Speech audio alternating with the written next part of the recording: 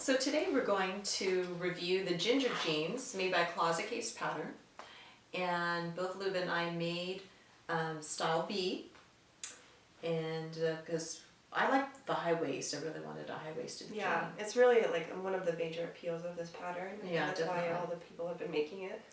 Very popular pattern. Yeah.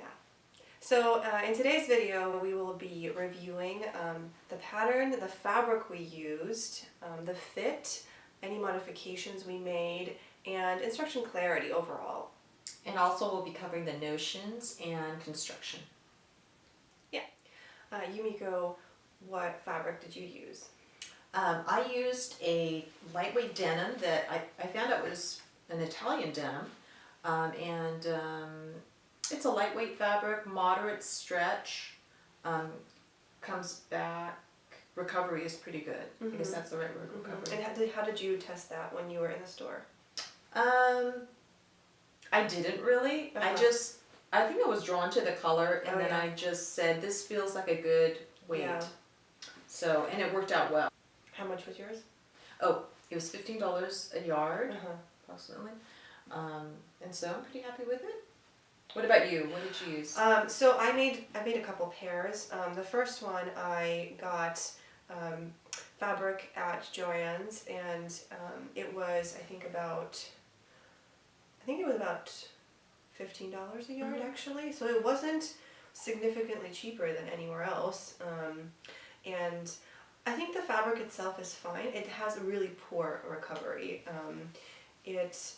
I think it's one of those pairs that I'll be wearing like on Thanksgiving when I need to eat a lot because it stretches quite nicely and it stays that way. And then the second pair I made, which I'm wearing right now, so I'll show you maybe in a photo shoot, is I didn't catch, the bolt didn't have like the country of origin. I think it was 2% spandex, and it was a darker denim, and I just really, when I felt it, I was like, oh, this is great. This is just, you could feel the quality in it, and that was, I don't know if I mentioned, a Stone Mountain and Daughter. And that's where I got mine too. Yeah, we both shopping. And it was only about $13 a yard, and I was really surprised at the price. I thought that it would be more expensive, but it actually was quite reasonable. And I needed 2 1/4 yards for it, so it ended up being not a very expensive pair of jeans. No, not at all. Is it what is the weight of the second pair of jeans? Is it light or? I think it's about. I think it's a little bit less light than this. I want to say light, but it was less light than this. So I would say more medium. I have for my second pair I'm going to use a denim which feels a little bit heavier. It has a good stretch, but a lot more density. So I didn't get to finish the second pair, but it'll probably have a lot more structure to it. Yeah, I think so. But I'll have that. Maybe I'll put images up on the blog. Yeah. So check that out. Check out our blog, gatheredetc.com. We'll put all of our images and some information there. Yeah. Regarding fit, I had the advantage of hearing about your results, and so I had a sense that maybe the pattern ran a little bit big. So what I did was I used a size 4, mostly basing it on, of course, the hip size, because that's the critical one. And overall, I felt like, well, actually it was a little bit tight in some areas, so I'm more of a 4/6, I think. But overall, the fit was really quite good. The only thing that I had trouble with is a little bit shorter depth, or the pattern had a little bit shorter depth than for my body. So I think that's one adjustment I'll make on the next pair. How far below the waist do they sit right now? They probably sit, like without the waistband, I noticed that the top sat like an inch lower. Oh, so with the waistband, it actually was at your natural waist? It kind of was, but it just felt short, a little bit tight. So that's why I need to kind of explore fixes. But what about yours? How did yours fit? Yeah, interestingly, with these, I thought maybe I needed to do. I mean, it might have been a product of the denim, but I was like, oh, maybe I should do a flat bottom adjustment on the next one, and I decided like not to do that because I was suspecting the fabric may have stretched out. Can you explain what a flat bottom adjustment is? Because I don't even know what that is. So you know how there's a full bust adjustment, and that means like for a fuller bust you adjust for like a deeper dart. Mm-hmm. So this would be the same thing, but like, so there's a full bottom adjustment, which is for people with more muscle or more rear. They have like more deeper like darts or pleats or anything like that, and then for people with flat bottoms, sometimes you need to like shorten or like condense the dart and to make it basically make there be less material. Oh, I see. Okay, I haven't been exercising that much recently. When I exercise, I don't need this. I see. So I think that I was suspecting that might be true, but I'm glad I didn't because it ended up working out just fine. Oh, okay, good. So I traced a size 10, but so on these jeans I ended up taking in like basically an inch on each side at the waist, and I graded it down to the hip. And I even maybe took like an eighth of an inch off each hip, so it ended up being just a little bit off, not a full size down. And then on the inseam, I took about another inch off each leg, so it ended up being like one curve, but it was on each leg. So overall, I guess like 2 inches, which is quite a lot. I don't think that would have corresponded to an exact size, so I don't think I should have sized down. I think I should have stayed at that size, but like fitted it to my body. I think that was perfect. So what other modifications did you make? Well, after looking at some of the information online and a lot of sewists adjusting the pockets, I went ahead and moved my pockets up almost 1 inch below the yoke, so quite high, but I really like them there. I think it works for my body type. But other than that, I think that was it. Yeah, I think I had the same issue. So for my first pair of jeans, I did it exactly by the instructions, like the pocket placement, exactly where they recommend it. And I definitely think that they're just incredibly low, and I have a bit of a saggy bottom. But I think with the new pair, I raised them quite a bit. And I actually also added top stitching on the actual pockets with like a design. And I think that it really helped shape the bottom. Like, I know that sounds really crazy, but it draws the eye to like these curves on the top stitching, so it makes it look rounder, makes it look like I'm exercising. It's an optical illusion. Yes, exactly. That's very good. No, that's true, because everything is kind of vertical and horizontal, right? Yeah, and this is a lines strong are horizontal. straight. Almost horizontal line. When you put it on, it's kind of more straight. So having that really adds. Yeah, recommending nice the top line stitching too. for sure. Very good. So regarding instruction clarity, overall I felt like the instructions were pretty good, very detailed in some areas, but there were a few areas where I was confused, and some of the visuals were not matching up with the written out instructions. Luba shared her instructions with me before I had started, and I realized that the PDFs were a little bit different from the PDF instructions were different from the printed version. They were. And I think they did a good job in labeling the printed version in certain areas. Yeah, at the same time, I think that maybe both versions had the same kind of points of confusion, and even when we asked each other, it was kind of confusing. Like, wait, what are we supposed to do? For example, I think that on view A, it's pretty clear on the image, on the illustration, like where you're supposed to attach the pocket facing to the pocket lining.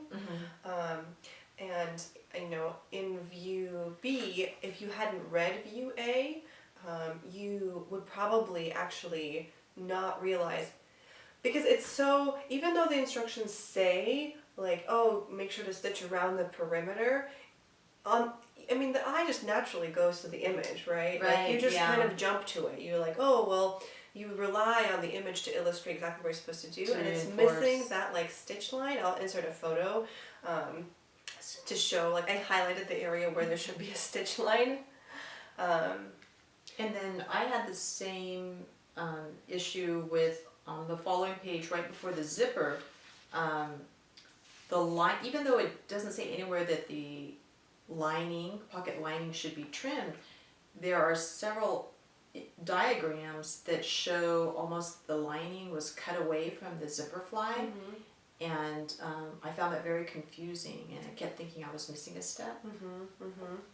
Yeah, and actually on that same image, since we're there, the zipper tape, make sure to line it up so that the top of the zipper is at the top of the waistline, under the waistband, because looking at that same illustration, it looks like the bottom, the stopper of the zipper should be aligned with the bottom of the fly, whereas that's not as important. And even like further down it says if the zipper is sticking out above the like end of the fly, to like take it off with pliers and take the zipper teeth off with pliers. And I thought that was so much work for something that could have been, that was a predictable problem that you could have solved by just lowering that zipper. I don't know, maybe like I'm the only one who had this problem because of my unique zipper size. Maybe But you like, got the correct size that was recommended. the second time I got the right size. Yeah, from UB it says to get a 7 or 8 inch zip, and I'm pretty sure the last time I got an 8 inch zip. Okay, so let's talk about notions now.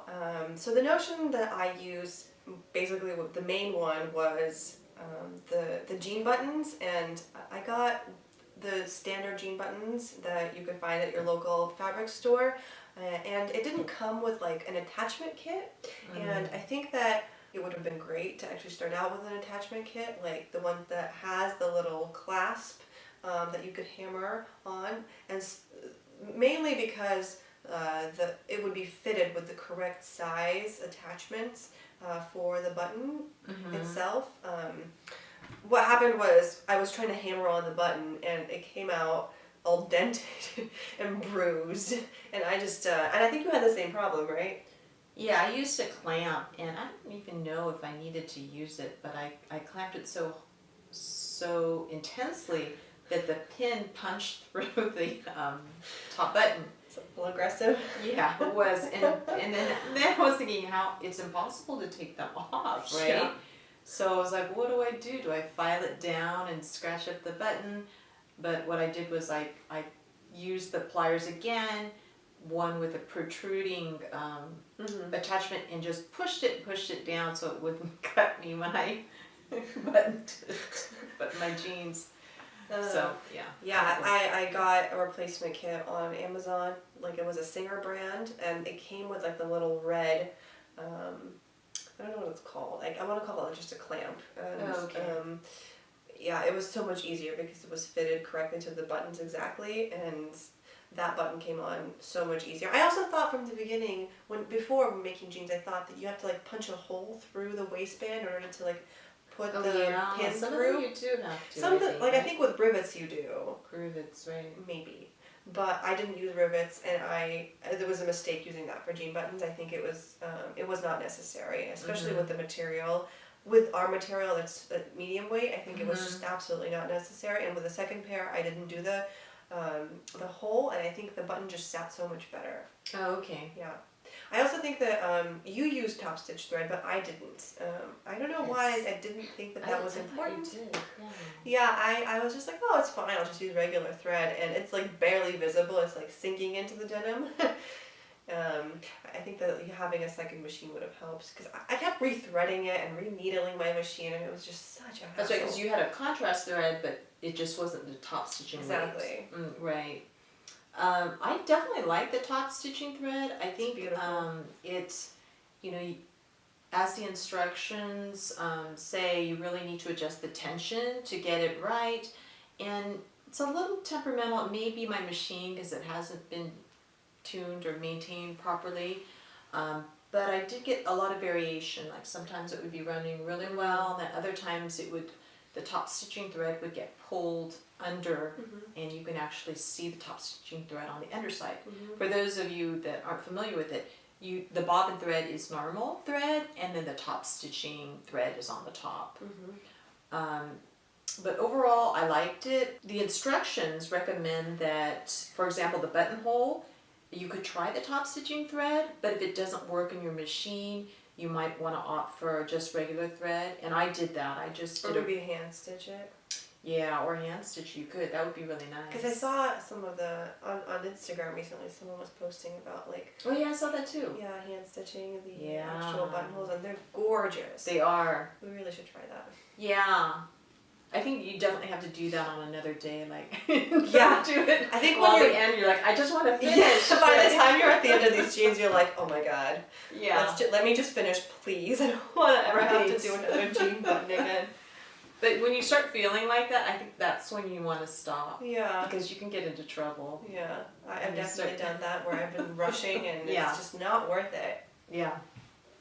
The other point too was like, even the top stitching thread. On the belt loops, of course you do this in the beginning, but when you're stitching the belt loops onto the jeans, I found I had a lot of trouble tacking them down because you're going through, I don't know how many layers, it's so many, maybe 1, 2, 3, 4, 5, 6 layers of denim at some point. It's more, right? Because every layer of the belt loop itself is 3 on 3, right? Yeah, you're right. And then there are 4, so it's actually 10 layers of denim plus interfacing if you have it. Yeah, and it's surprising that the needle even goes through. At some points, you feel like it's gonna blow or something. Yeah, I definitely had to like yank hand turn it. Yeah, I did too, and it gets jammed. So you find that with the top stitching thread, when you're going through that many layers, you'll often get these huge burrows of the top stitching thread on the underside. Yeah, like a beehive, exactly. And so I did that so many times I just gave up, and I just stitched it with the regular thread, and it becomes invisible, and I like it that way. Yeah, I think that's much more chic.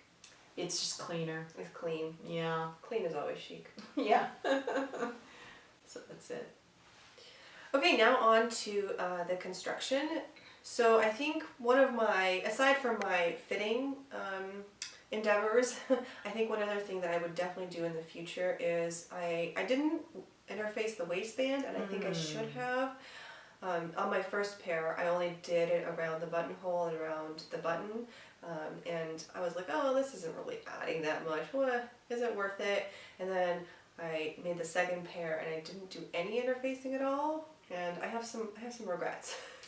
It definitely rolls down when I'm sitting, which, you know, again, if you're eating a lot, like you would for Thanksgiving or Christmas, or like I do.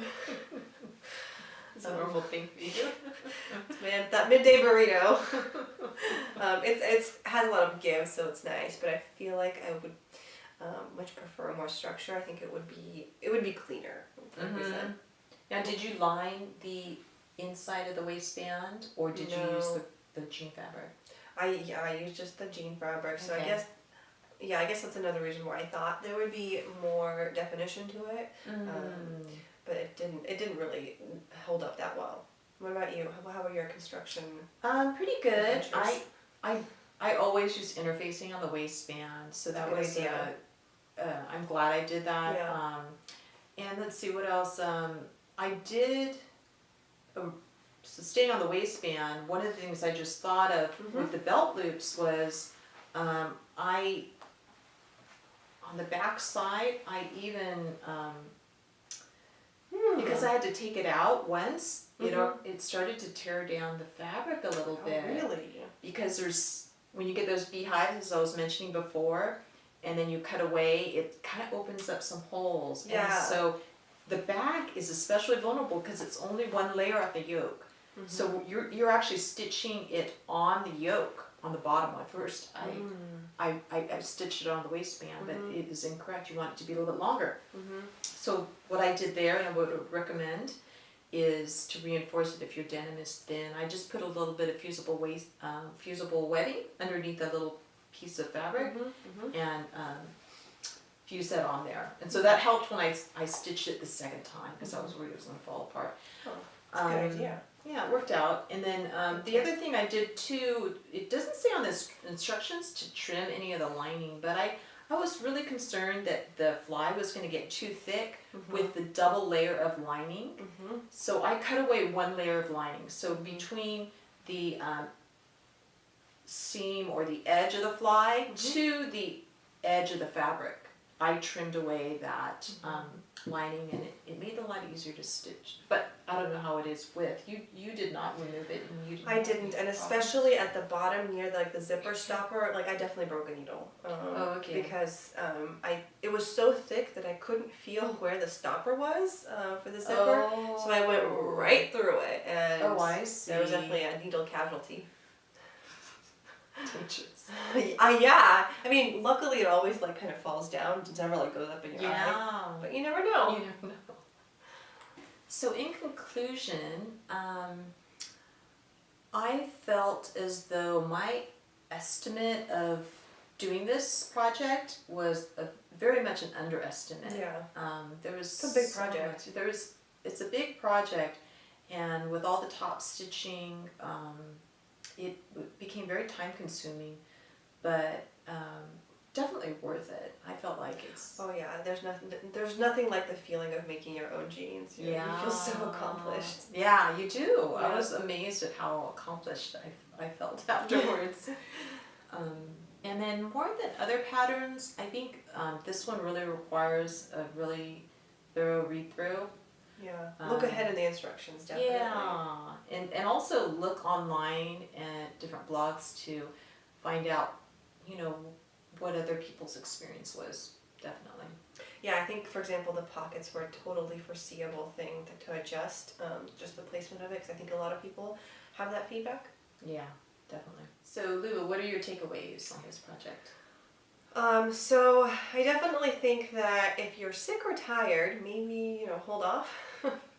Because, like you said, this pattern does really, the instructions require a thorough read through, looking ahead, really taking your time. And the first time I made the jeans, I definitely did that. I really took my time with everything, and I think everything turned out pretty much as expected, except for the pocket facing and the pocket lining, which I figured out too late that I had to attach it at that one step that I missed. But other than that, yeah, definitely just take your time. And then one other thing, I think definitely splurge for better denim or go to a reliable source where you're really comfortable knowing that the denim is of good quality. And then another thing that I think might be useful is if you have a second machine, maybe if you have one that's your travel machine, maybe you have your old machine that, your starter machine that you use, definitely pull it out for the top stitching, whether you're doing just a contrast thread or you have an actual real top stitching thread. It's just really helpful to not have to rethread it at every step, which I did. And let me tell you, when you're sick and tired and you have to keep rethreading your machine, really wears down your patience. Yeah, it's very time consuming. Yeah. That is a huge advantage, I think, doing that.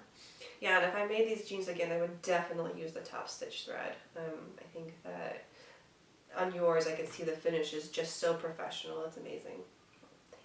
Thank you. One other suggestion on the top stitching thread, if you maybe aren't able to do accurate, top stitching, laying down the top stitching, maybe don't go for high contrast. Yeah. So in conclusion, would you make this again? Yes, and I'm in the process. I actually was hoping to have a second pair today, but that was a little overly ambitious because there were a lot of areas I got hung up. Yeah, I think definitely one pair per week is pretty ambitious. Yeah, yeah. But I will have the second pair. It's all cut out, and I'll post some photos.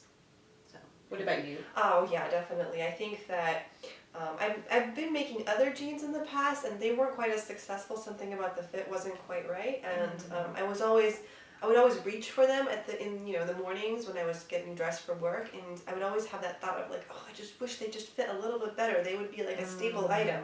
And now I have 2 pairs that actually fit great, so I'm really excited, and I feel like now I want them in every color. Like any color denim that I could find, I would like. Like you were saying, like a red pair of denim. Oh yeah. Oh my god, I that would sounds love amazing. Like a burgundy or wine color, deep. Yeah, or right now, bottle green is really on trend. Oh so yeah, that would be like I really would nice. love that. Oh, you know what? I actually have like a velveteen, and I think that I might make. Oh, that's a good idea. Does it stretch? It does, yeah. Oh, that'll be really nice. Yeah, I might make a pair. So thank you so much for watching our video. Be sure to subscribe. If you've enjoyed this, be sure to hit that like button. And check out our blog too, which we are just starting up. We're actively working on it. We're trying to get it up and running, and hopefully we'll have a new blog post for you really soon. Take care. Bye-bye.